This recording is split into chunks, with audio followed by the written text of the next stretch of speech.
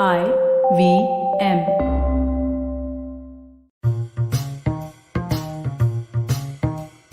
Hello and welcome to the Wire Talks. I'm Sidharth Bhatia. In a vast and diverse country like India, no one tradition or belief system can dominate over the others.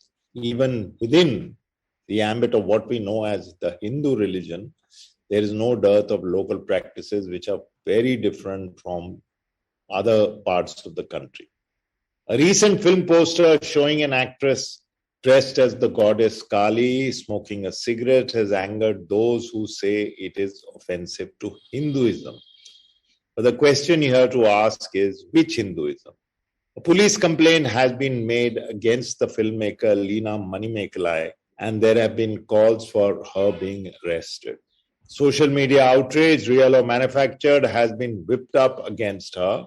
No politician is supporting her, and a remark about how Kaali in West Bengal is offered meat and fish made by the MP Mahua Mitra has further inflamed passions. What lies behind this outrage and how justified is it? Our guest today, Professor R. Mahalakshmi, has studied religious traditions around the country. He's written several books, and one of them was on the goddess Korbai Durga and another called the Book of Lakshmi. She is a professor at the Center of Historical Studies at the Jawaharlal Nehru University, and her research interests include the development of state, society, religion, and art in ancient and medieval South Asia. She has written extensively on the politicization of history and textbook revisions in recent years. Professor Mahalakshmi, welcome to the Wire Talks. Thank you.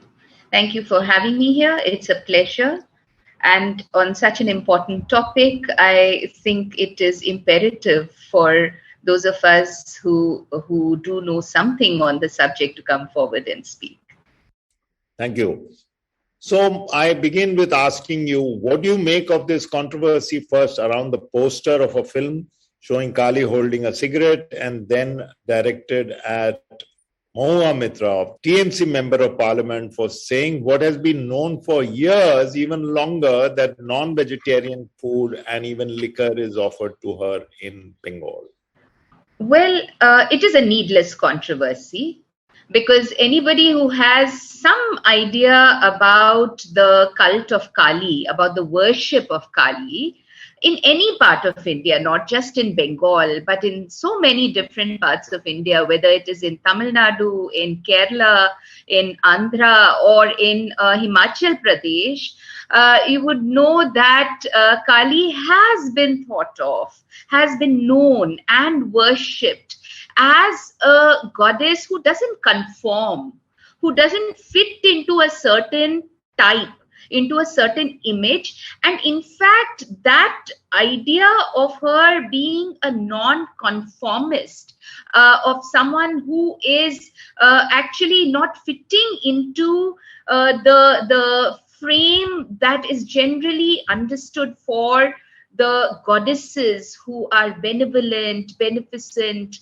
who are known to us in the Vedic and the Brahmanical Puranic traditions. That is known even from a much earlier point of time. So even in pre-modern times, this is an idea that is very well established. So I think that first and foremost, people who are making these kinds of comments or complaints or feeling outraged really do not know too much about these traditions. The second thing that I was thinking of is that today we venerate the Tamil Shaivas Bhakti saints, we venerate Meera, we venerate so many other figures, but all of them were actually bringing something new into their worship.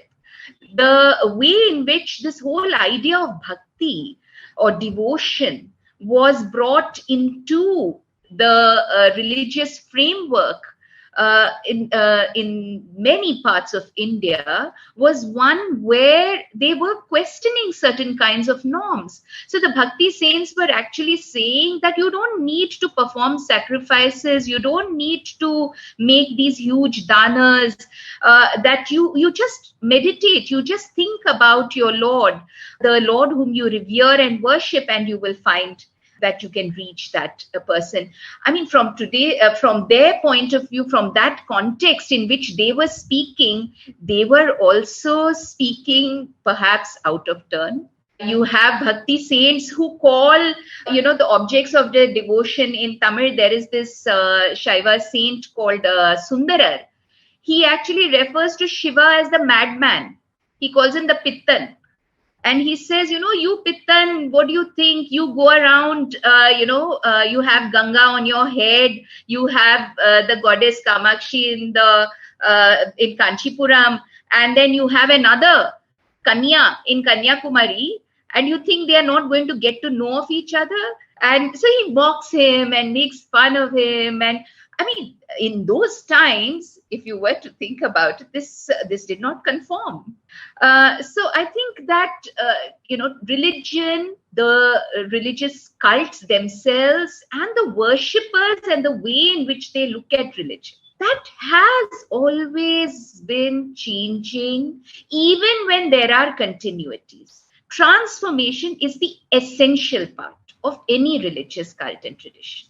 So, even so, look at the way this thing has evolved, that somebody like an educated, learned, not given to hysteria MP like Mahua Mitra says that my Kaali, and she goes on to describe her, and everyone knows that meat and liquor are served.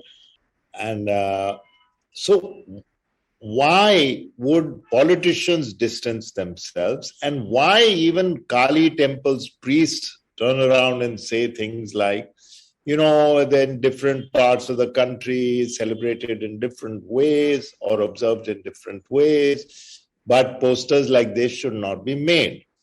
I think that the political dimension is unmistakable in this whole controversy.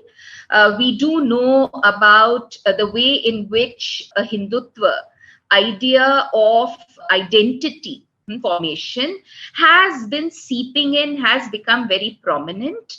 There is an idea of a normative universe, a Hindu normative universe, and it is sought to be imposed across the subcontinent, irrespective of the diversity and the way in which in different regions ideas of identity have emerged over many centuries. So in that sense, it is unmistakable that this controversy is actually stemming from that kind of a political context in which we are in now. And because there is a ruling establishment that is also actively promoting these kinds of ideas, those who attack, those who troll, those who feel so easily, who feel that their sentiments, their religion, their identity is being affected and hurt by statements or by actions of this kind, they also gain a certain kind of courage to come out and not merely speak of their hurt, but also wanting some kind of punitive action because they know that they have the backing for it. People objecting to the poster and demanding the arrest of the filmmaker say it hurts the sentiments of the Hindu community. But two questions here. What is the Hindu community, and is Kaali really a Hindu goddess? The idea of Hindu being an identity marker is something that only gradually comes together, and in fact, as a concept, Hinduism is something that we cannot push into the medieval period even. It is a concept that comes up in the 19th century. It comes up in the writings of the Indologists, the colonial administrators, because they were trying to understand this vast array of cultures, traditions, and beliefs that they were encountering in the Indian subcontinent, and Hindu becomes the catchphrase for them. So, in the first place, the idea of Hindu itself is something that is, it has its roots in the ancient and medieval periods, but as a conceptual category, as the basis for an identity, a common identity, it comes together only in the 19th and the 20th century. The second thing is about the goddess Kaali herself, whether we can actually look at the goddess Kaali as an intrinsic part of the Hindu tradition. One can say yes and no, because, as I said, there is a religious process. And clearly, when we see Kaali in the Brahmanical Sanskrit texts, the Puranas, which are being composed about 2000 to 1500 years ago, that's the beginning of the composition of these Sanskrit texts. In the Purans, we have Kaali appearing for the first time. She is not there in the Vedic texts. She is not a Vedic deity. The manner in which she appears in the Purans is also something that is quite fascinating. She comes up in the context of the killing of demons. She is emanating from other goddesses like Durga or Parvati and even Shiva. She comes out of Shiva. In different Purans, there are different mythologies which give the stories differently related to Kaali. But she comes out as an emanation from these deities that are known from an earlier period. And what is the kind of description that we have of her? That she's extremely dark-skinned, she's black, that she is ferocious. She has a lolling tongue. Her tongue is just hanging out and it is red. Why is it red and why is it hanging down? Because in her tongue, she is, licking and absorbing every droplet of blood that this ferocious demon called Rakta Beej is shedding. Because Rakta Beej has the capacity to reproduce himself with every drop of his own blood. So that is why she has this long, long tongue that is hanging there. And then there is this description of her wearing a tiger skin. There is the description of her wearing a mundamala, that is a garland made of skulls. We have also the mention of her loving mamsa. There are several mentions of this. She also demands Narabali. We know that she wants a human sacrifice in many texts, but animal sacrifice is very, very common in the descriptions. And she is also shown as being worshipped by tribal community in the Purans. 2000 to 1500 years ago, a well-established tradition, a point of reference where Kaali is being talked of as worshipped by this tribal community called the Shabaras. So clearly she is what we would call a non-Aryan deity, a non-Brahmanical deity who is absorbed into the Puranic tradition. She does become a part of the Puranic tradition. She appears frequently in mythology. She is known by several names. She's called Chandi. She's called Chandamari. She is called Katyayani. She is referred to as Kalika. So there are many, many names that you have for her. She's very much a part of the Brahmanical tradition, but despite that, she retains what appears to be her primary conception as a goddess figure, as someone who's wild, who's ferocious, who has a bloodthirst.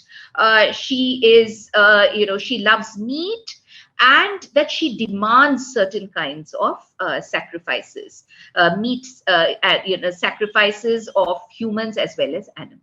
So, in fact, and I'm sure this is true elsewhere too, the whole of Bengal on a state level, I would say wherever Bengalis are, which means from the upper economic classes to everybody else. In fact, from what I understand, it was the elite who first popularized her.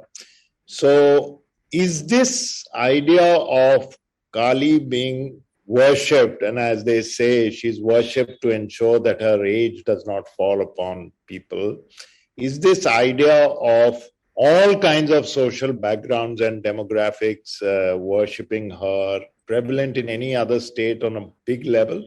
Certainly, she's very popular in Tamil Nadu, in Kerala. I already mentioned in the Himachal area as well. We have a number of paintings from the Pahadi style which show Kali standing on Shiva, standing on corpses, sitting on a pyre, and there are these flames that are coming up out of that pyre, and she's sitting on it, and she's being venerated by Brahma, Vishnu, and Shiva. You have many such depictions of her in paintings right through the medieval period, particularly from the 16th to the 18th centuries. We have in South India, a very prominent tradition of depicting Kali in temples. She's found on temple walls, found inside the temples in the form of bronze sculptures. And there is this very well-known tradition in the Tamil South of Kali being a very great dancer. And this is related to one of the Sanskritic Puranic myths, where she is asked by Shiva to kill this demon called Daruka. And once she kills him, she's unable to stop herself. She has a bloodlust. She's just not able to curb her desire for blood, and she's on a rampage. And at that point, Shiva goes and then quells her. He calms her. There are two ways in which this myth is told. One is where Shiva engages her in a dance competition. And because of that thunder of Shiva, it is so thunderous that Kali is unable to keep up with him, and she accepts her defeat. And there is another version of this myth which says that Shiva is unable to defeat her because Kali is as good a dancer as Shiva.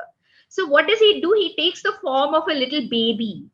And Kali, because ultimately she's a woman, she is feminine, she's unable to bear the sound of that little infant crying. So she goes and picks up that baby and suckles the baby to her breast. And the baby, who's actually Shiva, then suckles her and draws all her anger out. Very like that Krishna Putana myth that we also have. It's a common story, people know about it, where there she's the demoness. But here, Kali is the goddess, but still she has to be quelled. And how is she quelled? Her breast, which is the source of her maternal identity. After all, she would be able to nurture a child through her breast. So it is at the breast that she suckles this little child who is actually Shiva, and he draws out her anger. Now, in the Tamil traditions, this is a very prominent and popular theme. In the Bhakti saints' writings, they keep talking about Shiva and Kali and the dance between them. They don't often talk about Shiva as winning the dance competition. But you do have some stories of a later period, of the medieval period, which tell us about how Shiva actually defeats Kali. They talk about a different way in which he defeats her. He does a tandava, which is called the Urdhva Tandava, where he actually lifts his leg up. One leg is on the ground and the other is lifted upwards, which is what is called a phallic thrust. And because of that, because again, she is feminine and she is overcome by her inhibitions and she's unable to lift her leg and emulate him. So she accepts defeat, and that's how then Shiva is able to quell her. So similarly, you have other kinds of traditions elsewhere. But here I'd actually like to point out that in Kerala, there's this very, very interesting tradition of Kali actually being worshipped as Bhagavati, as the great goddess. And across Kerala, you have Bhagavati temples. But some of these temples, like in Kodungalur, there is this particular Bhagavati temple where people who are mentally unstable are brought, they are tied up over there, and they have to go through certain torturous kinds of procedures to apparently cure them. These are local practices, and they have gone into the worship of the cult of Kali over there. So in different regions, in different cults, the worship of Kali has taken on different forms. That brings me to the one question that again connects with something that you had mentioned earlier.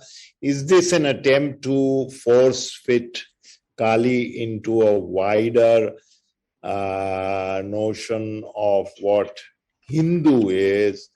And the effort is, of course, political, but is there an attempt to construct a homogenized Hindu identity, a Hindu tradition, in which the subaltern, who might,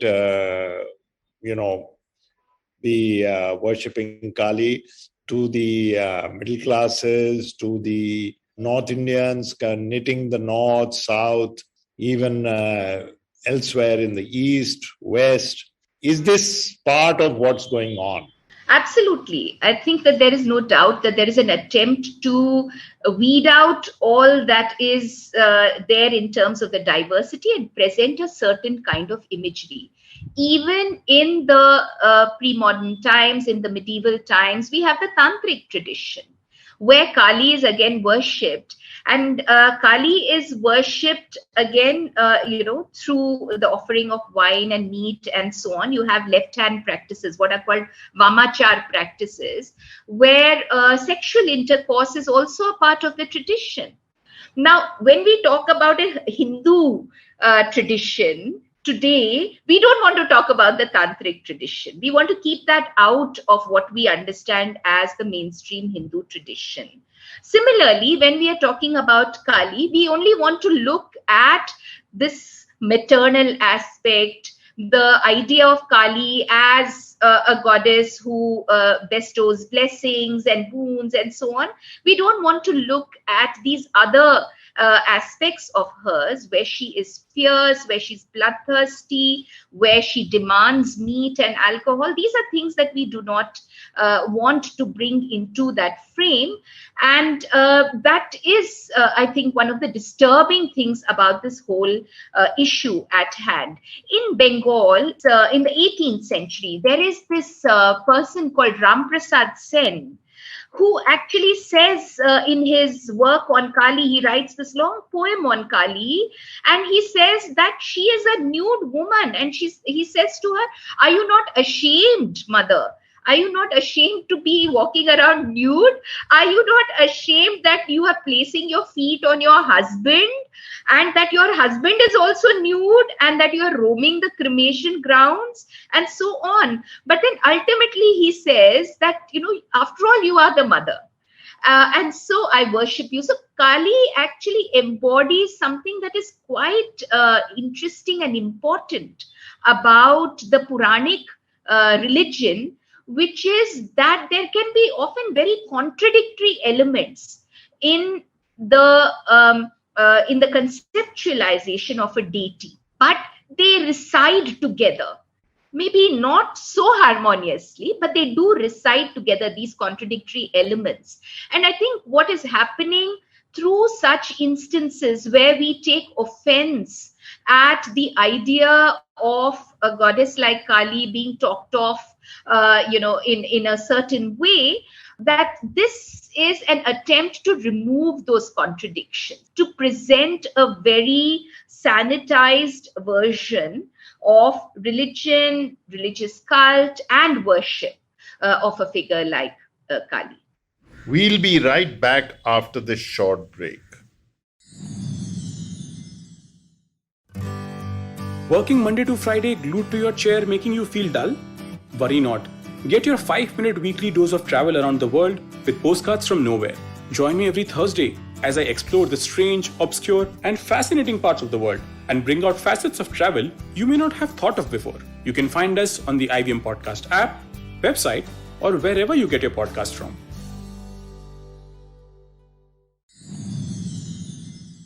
Welcome back to the Wire Talks. Politically speaking, this very attempt of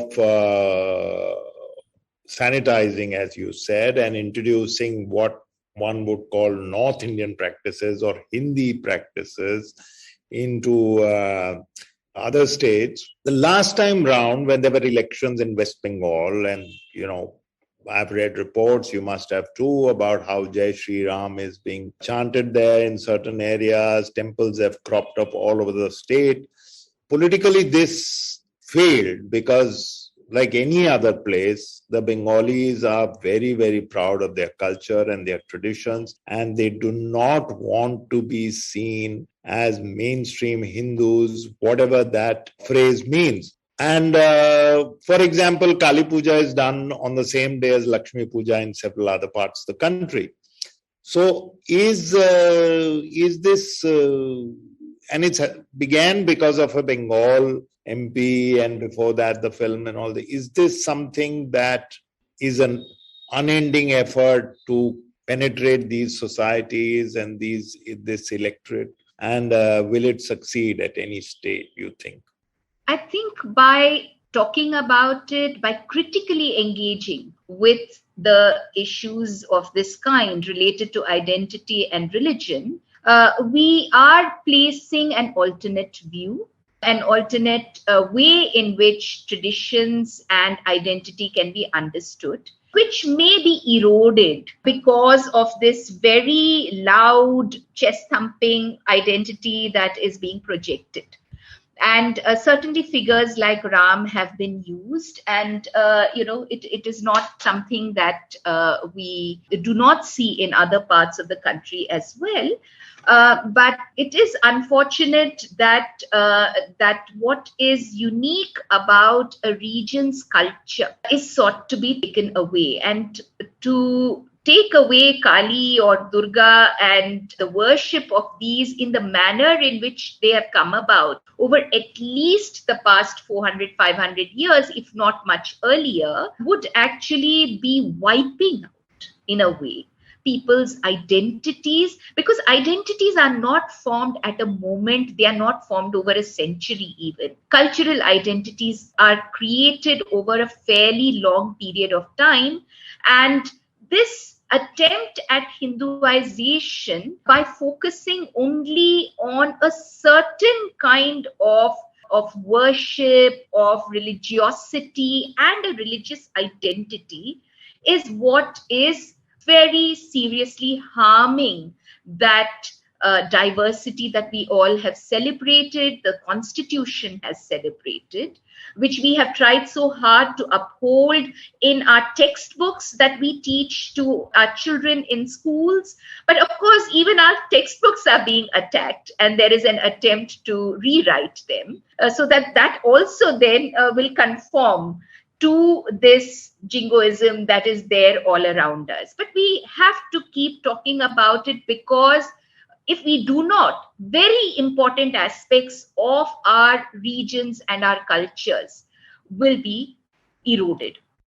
I'm sure you've seen in your researches, there is an poster, perhaps an ad from close to a century ago showing an image of Kaali to advertise Kaali cigarettes.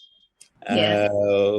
Which has text in Bengali around it. Now, so it's not that shocking a thing, is it, to associate her with these so-called vices? Because the idea is that these so-called vices are antithetical to the purity of the vegetarian Hindu. So why this sudden outburst? I know you mentioned that you have to see it in the context, but it's there for anyone who looks for it. Yeah, I think that it's reflective of the kind of unthinking identity that people are seeking to take on themselves. And as I said, that is one of the reasons why we need to keep countering and critiquing this kind of an idea, because the idea of goddesses as being associated with only what is pure, or any deity with only what is pure, is a completely mistaken notion. Deities, there are numerous deities that are associated with all kinds of pollution. Blood is considered very, very polluting in ritual. And that is why menstruating women, for instance, are not allowed into a ritual space. But when we are looking at the local deities, the village deities, the gram devatas, very often you find that blood is so important as a part of the offering. And even where you have laws and rules that are put in place about banning animal sacrifice, you find that some of these practices actually continue. In Jharkhand, there is this important goddess worship site called Rajrappa, where this goddess called Chinnamasta is worshipped. Now, Chinnamasta, very interestingly, is part of a collective group of goddesses called the Dasha Mahavidya. And Kaali is the foremost of the Dasha Mahavidya. They embody the greatest wisdom and knowledge. These 10 goddesses who are talked of. They are Kaali, Tara, Baglamukhi, Dhumavati, Chinnamasta, and so on. And Chinnamasta is one such goddess who cuts off her own head, according to her mythology. She cuts off her own head because her 2 attendants, they are so hungry and there is no food to eat. So the blood that comes out of her neck, they they flow in such a way that it goes into the mouths of her attendants. And she also holds her head in her hand. So there is a third stream. Visually, this is how she's depicted. There are 2 streams of blood that come out of her head that are feeding her attendants. And there is a third stream that comes out that is actually going into her own mouth, which she's holding in her hand, her skull that she's holding in her hand. So these kinds of horrific figures and images, we have them in different parts. We have them in different ways. In the temple of Rajrappa, even today, bali of animals is very, very common. You have goats that are being taken every other day, and it is the male goat that is taken for sacrifice. Earlier, there was a practice, I do not know if it continues, there was a practice of a mahish, of a buffalo, that was sacrificed on the Ashtami day of the Durga Puja period. So on the Ashtami day, the 8th day, you would have the sacrifice of the buffalo. There is a record of the sacrifice of the buffalo in even outside the Jagannath temple, not inside, but outside the Jagannath temple, facing the shrine of this goddess, a local goddess who becomes part of the Jagannath pantheon called Viraja. So for her, there is an animal sacrifice that is performed over there. You have many, many local deities in Maharashtra, in Andhra, and so on, where you have buffalo sacrifices that have been recorded as late as the 50s and the 60s, when anthropologists have conducted field work. So in all of these regions, you have what is considered to be the most ritually polluting, which is blood, being the best offering, the highest offering to the deities that are worshipped. Invariably, they are goddesses, but they are also local gods that can be worshipped like this. So I think it's very foolish to my mind. This is my personal opinion. But as an academic also, I would think it is very misplaced to talk of these kinds of depictions, the association of something that is seen as bad or polluting with gods and goddesses, that this should be avoided. This comes, I think, out of sheer ignorance rather than out of any understanding of even what we would call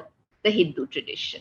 Earlier in this answer, you mentioned how in various villages, religious practices are very, very different.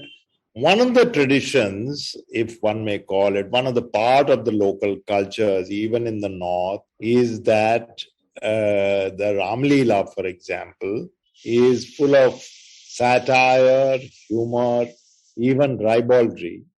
And it's been going on forever. It's been filmed.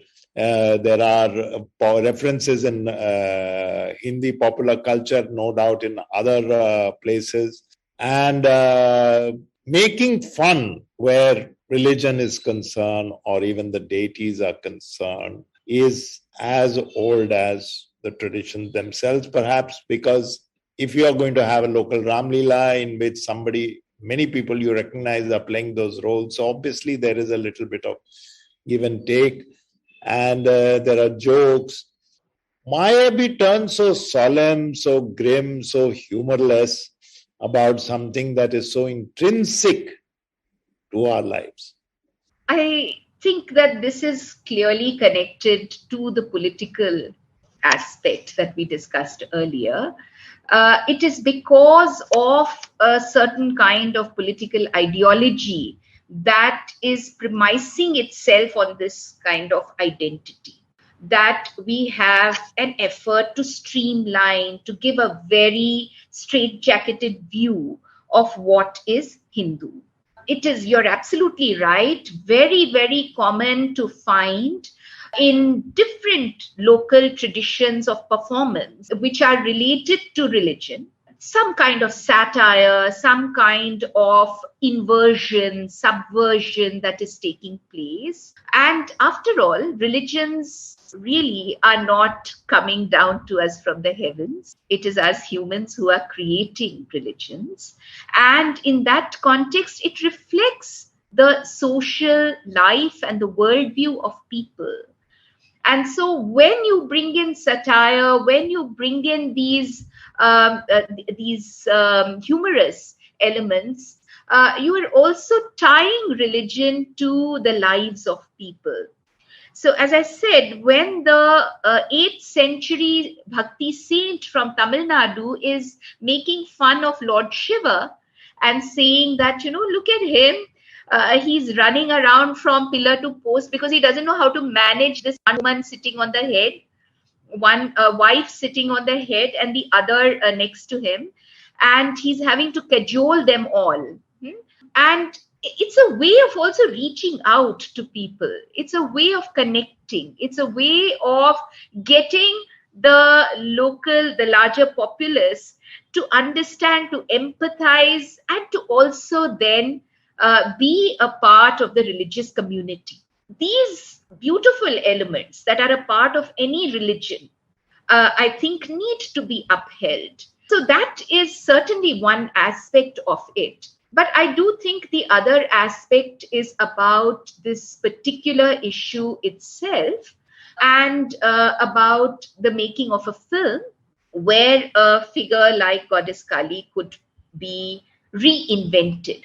I think that in modern societies, surely we should be able to recast and to reinvent our personal gods and goddesses. As someone who flits between being a non-believer and being an ardent goddess follower, I find that I like to see the goddess in so many different ways. When I do visit a temple, I see my mother in the face of the goddess. There is this local Kamakshi temple outside my campus in JNU.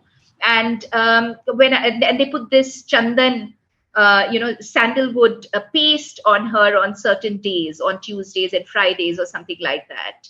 And when I look at her, I only see my mother's face over there. That is what religion is about, where you see what is important to you, rather than what somebody is telling you should be important for you. Yeah, well said. Now, finally, Mahalakshmi, as an academic, as a pedagogue, uh, as somebody who engages with these subjects, which engages with the students, and somebody who's written about this subject, are you concerned that something like this, these are kind of versions of what Hinduism is, will now enter the textbooks and in the minds of generations to come? Does that worry you? There is a worry that a certain kind of idea of what is tradition, what is our religion, what is our society is going to enter into our textbooks. We can see from the deletions in textbook in recent times, because the new textbooks that are being prepared have not yet come out, and we really don't know what to expect over there. But the deletion certainly suggests to us that there is this kind of attempt to remove what is seen as uncomfortable. So caste will be only in descriptive terms as varna, that there are four varnas: the Brahman, the Kshatriya, the Vaishya, and the Shudra. Why this came about, how this came about, and how it changed and transformed. And what could be the reasons for that change and transformation? Those are the kinds of things that are being deleted from the textbooks.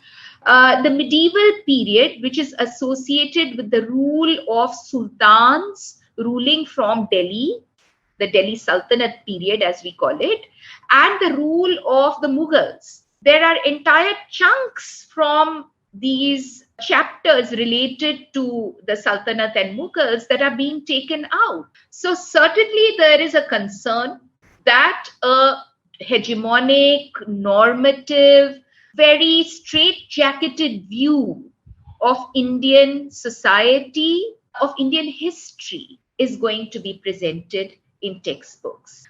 It is, I think, incumbent on all of us to keep writing and talking about it so that we might at least present, as I had said earlier, an alternate voice. But since the state does have a major role to play in the making of textbooks, at least in the schools that follow a CBSE curriculum, this is going to be one of the greatest challenges for us.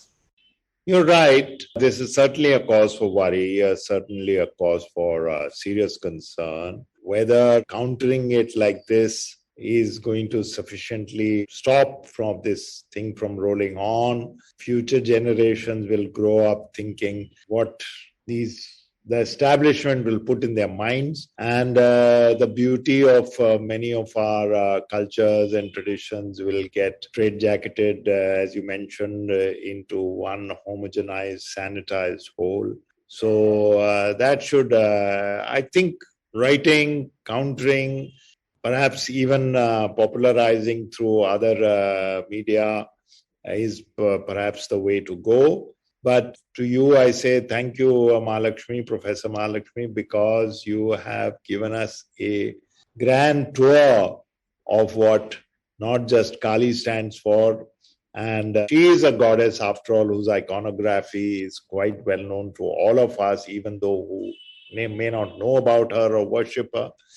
So thank you for telling us this and celebrating the various ways in which traditions are observed, from humor to fear.